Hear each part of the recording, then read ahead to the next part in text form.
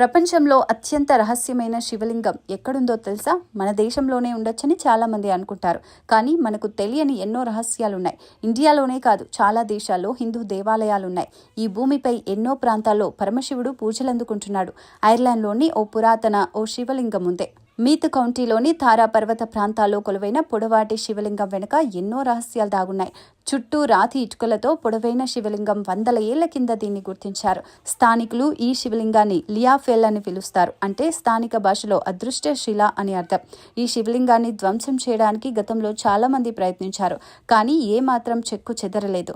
ఒక్క పెచ్చు కూడా ఊడలేదు. ఈనాటికి ఈ శివయ్య లింగం చెక్కు చెదరకుండా ఈనాటికి అలాగే ఉంది. అదృష్ట శిలగా చెప్పుకునే ఈ లియాఫెల్ లింగానికి ఎంతో చరిత్ర ఉంది. ఇది ఈనాటిది కాదు.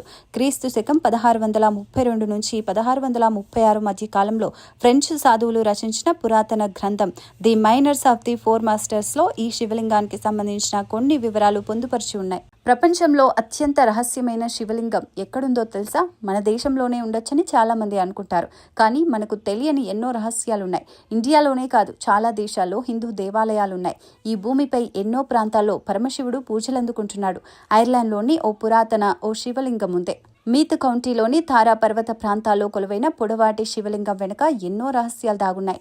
చుట్టూ రాతి ఇటుకలతో పొడవైన శివలింగం, వందల ఏళ్ల కింద దీన్ని గుర్తించారు. స్థానికులు ఈ శివలింగాన్ని లియాఫెల్ అని పిలుస్తారు. అంటే స్థానిక భాషలో అదృష్ట శిల అని అర్థం. ఈ శివలింగాన్ని ధ్వంసం చేయడానికి గతంలో చాలా మంది ప్రయత్నించారు. కానీ ఏమాత్రం చెక్కు చెదరలేదు. ఒక్క పెచ్చు కూడా ఊడలేదు. ఈనాటికి ఈ శివయ్య లింగం చెక్కు చెదరకుండా ఈనాటికి అలాగే ఉంది. అదృష్ట శిలగా చెప్పుకునే ఈ లియాఫెల్ లింగానికి ఎంతో చరిత్ర ఉంది. ఇది ఈనాటిది కాదు.